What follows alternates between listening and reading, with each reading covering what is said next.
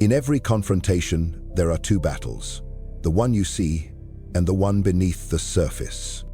The average man reacts.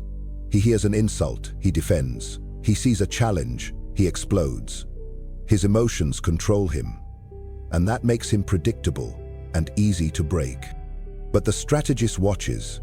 He doesn't react, he calculates.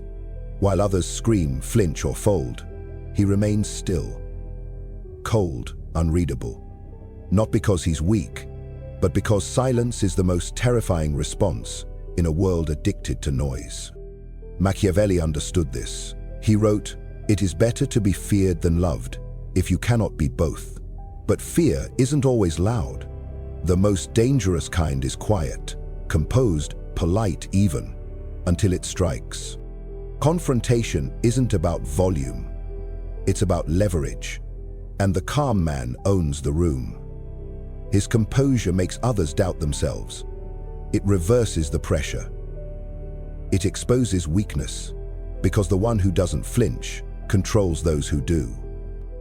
This is not about avoiding conflict. It's about dominating it without appearing to.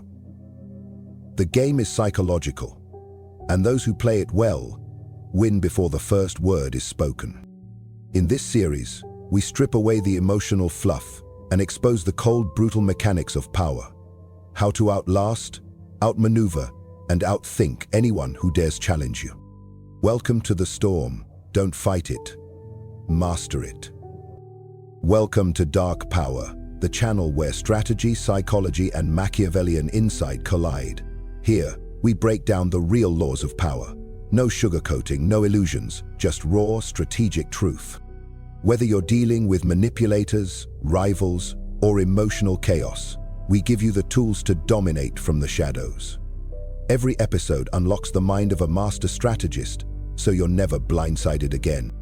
Subscribe, stay sharp, and step into your power. Part 1. Master the Storm. How to stay calm in any confrontation. In every confrontation, there are two battles, the visible and the one beneath the surface. Most people lose control the moment tension rises. They raise their voice, they defend, they react. And in that moment, they give away their power. But the strategist remains still. He doesn't react, he observes. Because the first to react is the first to lose. Machiavelli once wrote, "It is better to be feared than loved, if you cannot be both." But fear isn't always loud. Sometimes it's silent, composed, cold. And in the silence, a new pressure forms. On them. In any confrontation, the calm man owns the room. His stillness unsettles, his silence forces the other to fill the space, reveal their hand, expose their weakness. True power isn't in overpowering them, it's in making them unravel themselves. This is not passivity, it's dominance, without noise. You are not here to react, you are here to control the field, without ever raising your voice. Say less, wait longer. Let them expose themselves first. When you speak, be surgical. Every word is a strike. Silence is not surrender, it's the sound of control. Part 2. Frame is everything. Control how they see you. The battle isn't over what's true, it's over what's believed. Power doesn't belong to the strongest, it belongs to the one who defines the situation. In every interaction, there's a hidden war, not for dominance, but for perception. This is called frame control, and the one who controls the frame controls the outcome. Most people walk into conversations trying to be accepted. They seek validation, approval, agreement. And in doing so, they place themselves inside someone else's frame, someone else's reality. But a Machiavellian mind never accepts the given narrative. He creates his own. He makes others adjust to his tone, his rules, his energy. You control the frame, you never have to raise your voice. The room bends to your reality. Think of a leader who walks in slow, deliberate, without flinching. The room shifts, eyes follow. That's not confidence. That's frame. In psychological warfare, this is your armor. Your presence should feel like a question mark they can't answer. Calm, centered, yet in control of the atmosphere. Never chase agreement. Define what is. Let others adapt. Speak with finality. Uncertainty destroys frame. Control tempo. The one who moves slower owns the moment. Whether question your words, but never let them question your world. Comment below, what frame are you currently stuck in?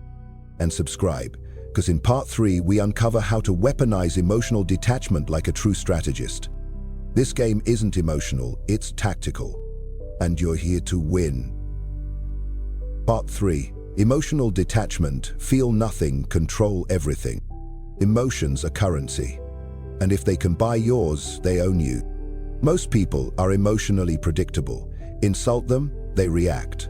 Praise them, they soften. Ignore them, they panic. This makes them easy to read, easy to manipulate, and easy to control. The Machiavellian mind doesn't operate that way. He feels but does not react. He observes his own emotion like a surgeon holding a scalpel, aware but never ruled by it. Emotional detachment is not about being cold or numb. It's about refusing to hand over your power just because something stung your ego. They want to make you feel, because once you feel, they can steer. Your calm unnerves them. Your indifference is louder than any outburst. And your silence forces them to guess, to fill in the blanks with their own fear. In manipulation, the emotionally controlled always controls the emotionally volatile. Think about it. The loudest one is often the most fragile. If you can stand in the heat and not flinch, if you can hear the insult and blink slowly, if you can smile when they expect you to break, you don't just survive the game, you own it. Never explain when emotional. Delay response. Let the emotion pass, then strike surgically. Use pauses. A slow breath in silence creates more pressure than shouting. Detach from outcomes. When you no longer need their validation, you're untouchable. Control your emotions, or someone else will. Comment, what's the last thing that broke your calm? And subscribe, because in part 4 we'll unleash the power of silence. Let them reveal themselves. Keep your mind cold. Keep your power hidden. And always stay in control. Part 4. The power of silence. Let them reveal themselves. The loudest one is exposed. The quiet one is feared. Most people rush to speak. They defend, justify, explain, believing words will protect them. But in power dynamics, silence is the ultimate weapon. It's not emptiness, it's pressure, it's ambiguity, it's psychological warfare. Machiavellian strategy thrives in silence, because silence forces the other side to fill in the blanks. They start guessing, overthinking, unraveling. Your calm becomes a mirror, and people always reveal who they are in the face of the unknown. Silence isn't passive, it's control disguised as stillness. Speak too much, and you dilute your authority. React too fast, and you forfeit leverage. But when you wait, when you look someone in the eye and say nothing, you become unpredictable, and unpredictable equals dangerous. Think of an interrogation room. The suspect who talks too much loses. The one who stays quiet controls the room. Same rule applies in arguments, business, relationships. Let them speak, let them try to read you. The more they reach, the more they expose. You don't need to win the noise, you need to master the pause. Use strategic silence after a loaded statement. Let the weight settle. Withhold reactions in tense moments. Make them guess what you're thinking. Delay responses. People panic in the unknown. Let them talk. Let them reveal. You just hold the knife behind the curtain. Comment, when did silence give you power?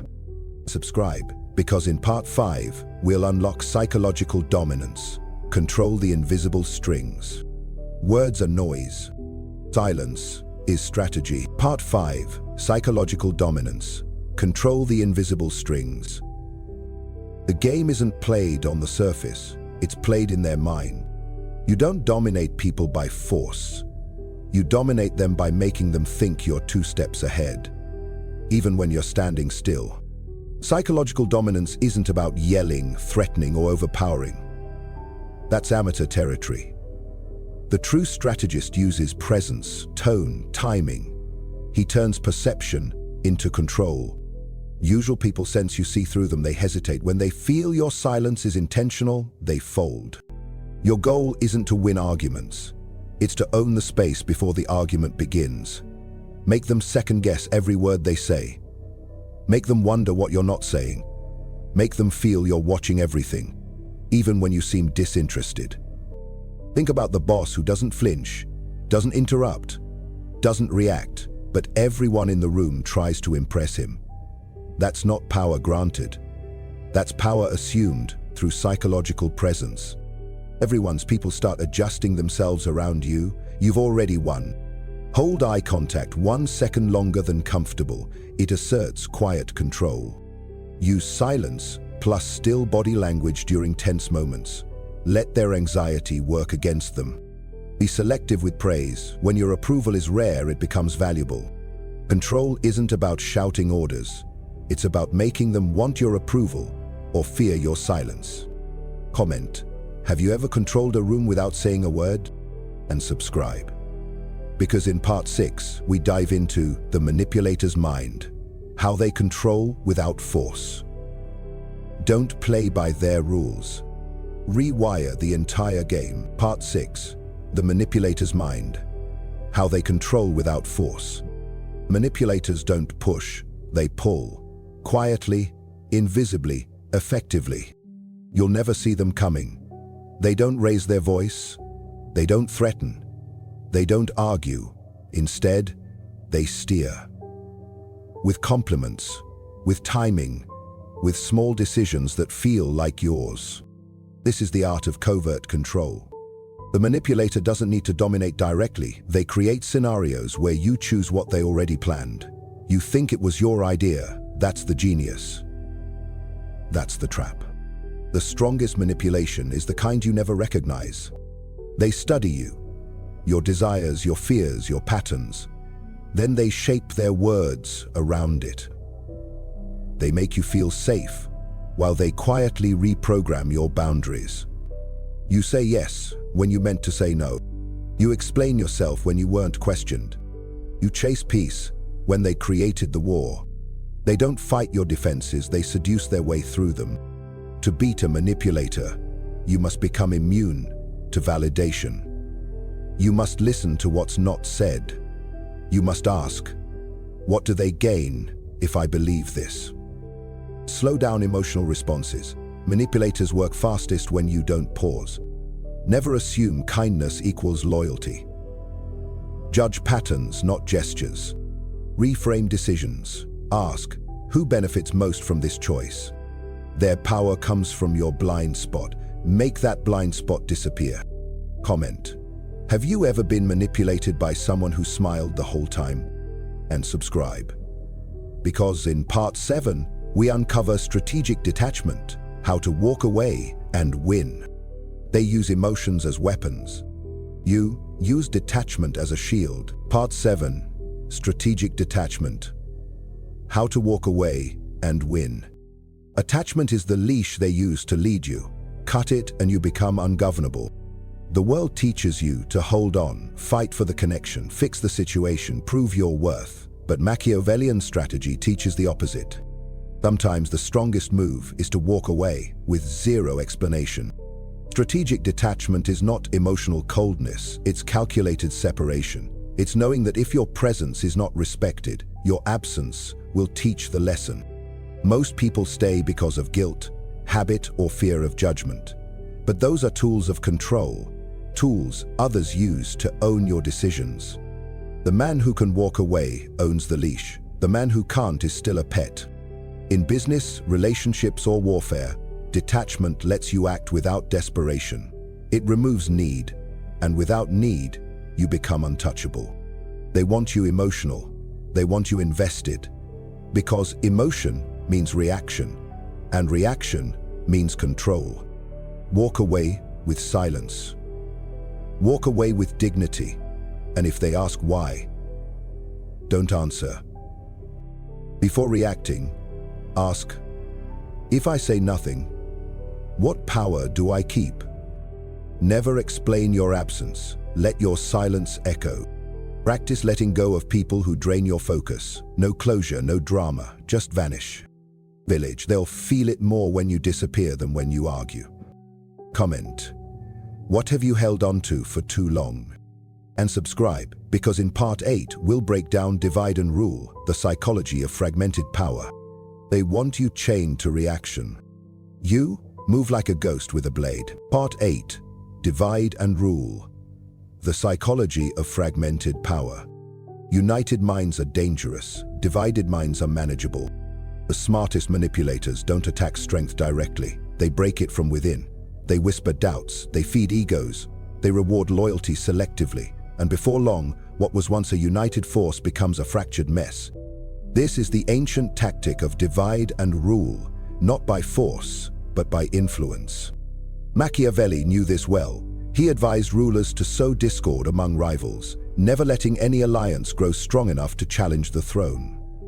When people are too busy fighting each other, no one sees the hand controlling them all. You don't need to destroy your enemies, just make them destroy each other. In workplaces, it looks like praising two employees in competition.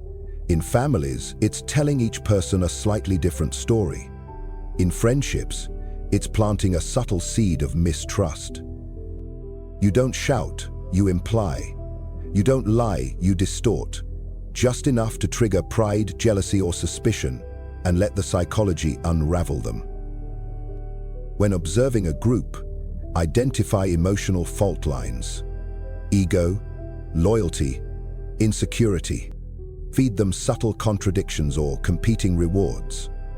Let internal tension rise. Never be seen as the cause, remain neutral while pulling the strings. Control is easiest when no one realizes they're being divided, only that they no longer trust each other. Comment. Have you ever watched people destroy each other without lifting a finger? And subscribe, because in part 9 we expose the timing principle. Strike when they least expect it. You don't fight the wall, you pull out the bricks. Part 9. The timing principle. Strike when they least expect it. Power isn't just about what you do, it's about when you do it. The most dangerous man in the room is never the loudest. He's the one who watches quietly and waits. Everyone else? They rush, they react. They fire off messages, shout their feelings, storm out, scream for attention. But in doing so, they reveal too much. They show you their fear, their patterns, their pressure points. The strategist does none of this. He lets the chaos swirl, while he stands at the center, still, because he understands this truth. A well-timed strike is more lethal than 1,000 frantic attacks. Machiavelli called this fortuna, the unpredictable current of life. But he paired it with virtue, the strength to master timing, not just rely on luck. Power isn't just built through force, it's earned by knowing exactly when to act. You don't interrupt someone's high, you wait until their pride blinds them. You don't respond during their anger, you let it hang, let it rot. You don't crush them in the fight, you smile, step back. And when they drop their guard, then you finish it. Think of the manipulator, who lets rumors build before revealing truth. The silent rival who waits until you're distracted to make their move. The ex who says nothing after betrayal, then becomes wildly successful while you're still explaining yourself to people who don't care. They didn't rush, they timed it. That's not emotion, that's strategy. Observe before you move. Watch patterns, blind spots, and emotional peaks. Disarm with patience. Don't give them the satisfaction of knowing when the blow will land. Make timing your psychological ambush. Let them relax, let them feel safe, then disrupt everything. Surprise isn't just dramatic, it's devastating. Because when you strike at the wrong time, it's noise. But when you strike at the right time, it's final. Comment. Have you ever waited too long or just long enough? And subscribe, because in part 10, we end the game with the final blow. Make them kneel without saying a word. Power doesn't beg, it watches, then it ends things.